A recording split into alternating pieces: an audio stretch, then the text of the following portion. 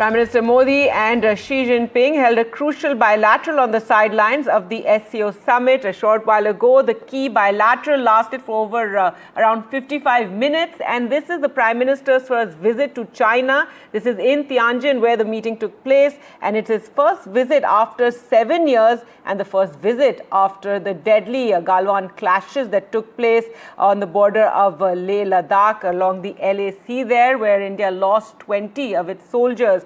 And so will this meeting that has taken place, this bilateral, and the kind of statements that both leaders made, will it see a start of a major reset in ties between the two nations? This comes at a time that India is facing sanctions from the United States with tariffs doubling to 50%.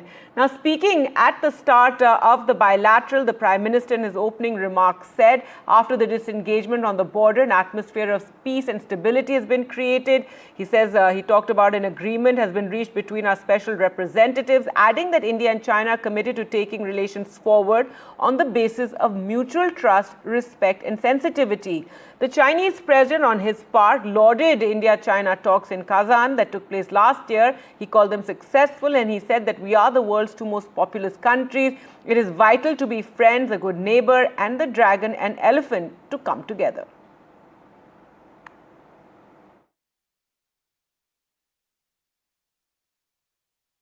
हमारे गर्मजोशी भरे स्वागत के लिए मैं आपका हृदय से आभार व्यक्त करता हूं। पिछले वर्ष कजान में हमारी बहुत ही सार्थक चर्चा हुई। हमारे संबंधों को एक सकारात्मक दिशा मिली।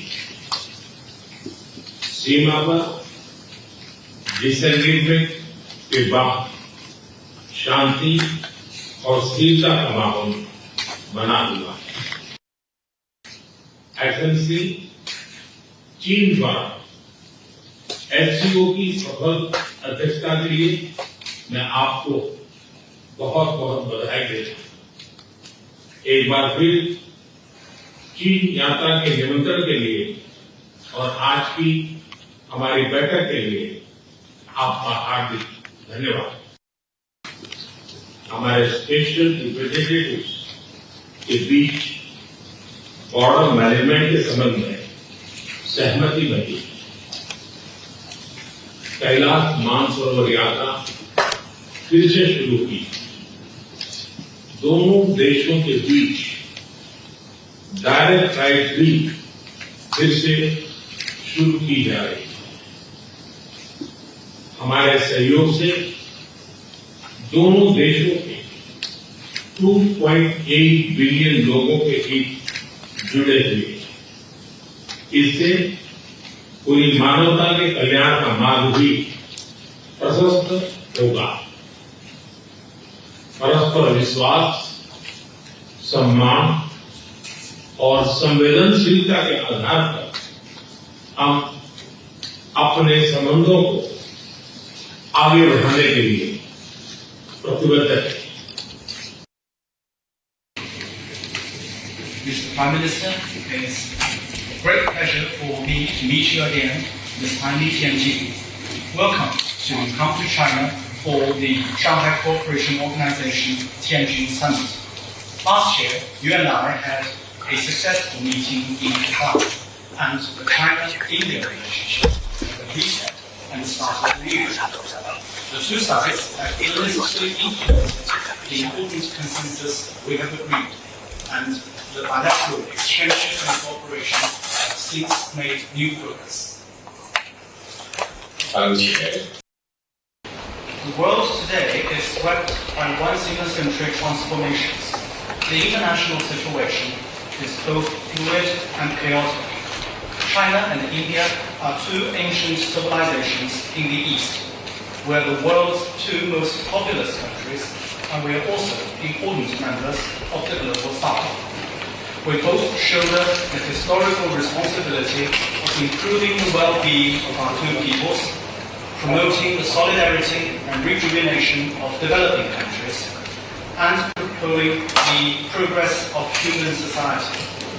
It is the right choice for both sides to be friends who have good neighborly and amicable ties, partners who enable each other's success, and to have the dragon and the elephant dance together.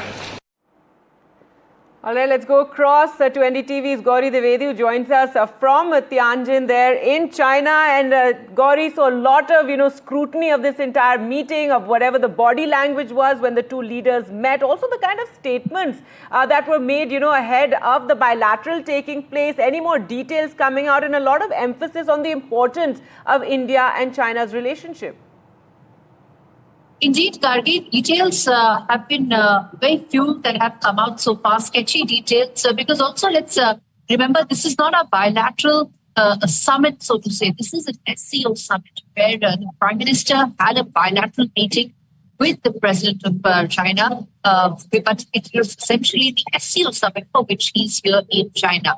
Having said that, this summit also a lot of people feel sets the stage for continued dialogue and continued process of ensuring that the trajectory towards normalization remains on track. Because, let's remember that we're still some time away from complete normalization times. That process they have started. It started last year with the SCO summit in Kazan. There was a short but an important interaction between the two leaders and more sidelines, so to say. This is a structured dialogue that has taken place this time around. And when you talk about a structured dialogue, it had several pieces to it. And the fact that the border issues were on the table is an extremely important aspect of understanding that when you talk about the process from here on, the roadmap from here on, it may not be in the fast lane. Given the fact that contentious issues lie in the border management area. Now, how is that likely to shape up remains to be seen. But most importantly, what many feel is the fact that the two leaders met, the fact that the two leaders engaged with each other, and the fact that they are open to constructive discussion is indicative of the fact that they are willing to take this forward. Of course, there are several push factors. The geopolitical trade headwinds pushed by Donald Trump and his tariff war is acting as a tailwind, so to say, for these two leaders to look at avenues for cooperating more. But the fact that they are doing is extremely important. It sends out a very important message to the world, not just with regard to India, China, but also with regard to Global South. And that's a message that Donald Trump needs to receive. And in all probability, we will see some reactions trickling in Washington as well, because a strong, concerted message from Global South is probably going to elicit some sort of a response from the Trump administration as well, given the fact that it's primarily about the tariff war. It really got the two leaders deciding on the path to collaborate more.